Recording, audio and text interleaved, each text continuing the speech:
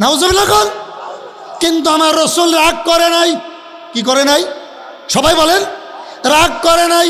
আমার রসুলকে পরীক্ষা করার জন্য ইহুদি রসুলের বাড়িতে মেহমান হইছে। রাতের অন্ধকারে রসুলের ল্যাপ খাতা বালিশ যা ছিল পায়খানা করে রাখছে। যদি মুহাম্মদ সত্যি নবী হয়, সত্য নবী হয়, তাহলে আমার পরে রাগ করবে না। আর যদি মিথ্যা নবী হয়, আমার পরে রাগ হয়ে যাবে। ঠিক কিনা? সকালবেলা আমার রসুল উঠে দেখে ইহুদি পায়খানা করেছে। এবার আমার রসুল আফসোস করে ডাক দিয়ে কয়, হায় রে, আমার বাড়ির মেহমানটা হয়তো রাত্রে অসুস্থ হয়ে গেছিল। ঠিক কিনা? এই কথা বলবো না, চুপ। আমার বাড়ির মেহমানটা হয়তো অসুস্থ হয়ে গেছিল। আল্লাহ রসুল এই খাতা বালিশ লইয়া নদীর ঘাটে ধুতে যায়। আর ইহুদি গোপনে গোপনে দূর থেকে দেখে আল্লাহর হাবিব সাল্লাল্লাহু আলাইহি সাল্লাম এটা ধুইতেছে নিজে হাতে। ইহুদি পিছন এসে এবার ডাক দিয়ে বলে, নবী, নবী চিনার জন্য আর দূরে যাওয়া লাগবে না, অপেক্ষা করা লাগবে না। যে রসুল নিজে হাতে ইহুদির পায়খানা পরিষ্কার করে, আমি বুঝতে আর বাকি নাই, এইটাই তো আসল নবী। জোরে গণ আল্লাহু আকবার।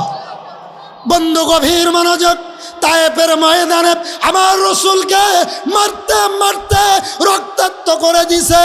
এবার জিবরাইল এসে ডাক দিয়ে বলে, নবী, আপনি যদি একবার বলেন তায়েফবাসীদেরকে চাপা কবর দিয়ে দেব। তায়েফবাসীরা আপনাকে মারছে, আল্লাহ আমাকে পাঠাইছে। আমার রসুল চোখের পানি ছেড়ে ডাক দিয়ে কয়, হে ইহুদি, হে জিবরাইল, হে মুসলমানেরা শোনো, হে জিবরাইল শোনো, যাও যাও যাও, আল্লাহর কাছে যাও। আমি যদি তাদেরকে বদদুয়া দিয়ে তোমাকে বলি চাপা কবর দিতে, তাহলে আমি সকালবেলি কালমার দাওয়াত কার কাছে দেব?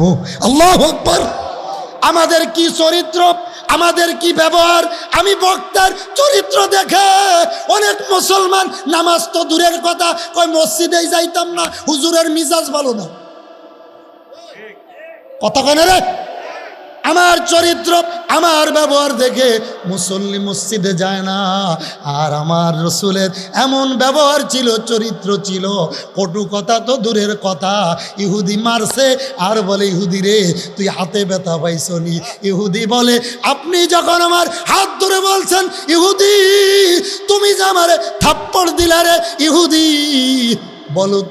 বলো তুমি হাতে ব্যথা পাইছনি?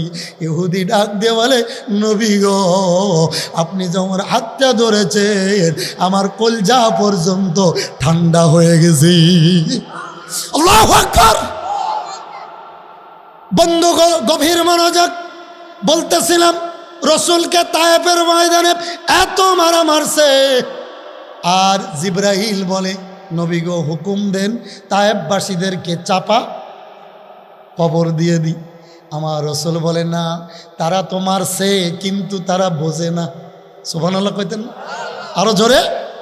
তারা যদি জানত আমি বিশ্ব নবী, নবীদের নবী, আফতাবে নবী, সাইয়্যিদুল নবী, নবীদের নবী, 18,000 মাকলুকাতের নবী, যদি জানতো, মারা তো দূরের কথা, আমি রসুলকে সুমাইতে তারা দেরি করতো না। ঠিক কিনা? জোরে কোন, আরো জোরে বলেন ঠিক কিনা?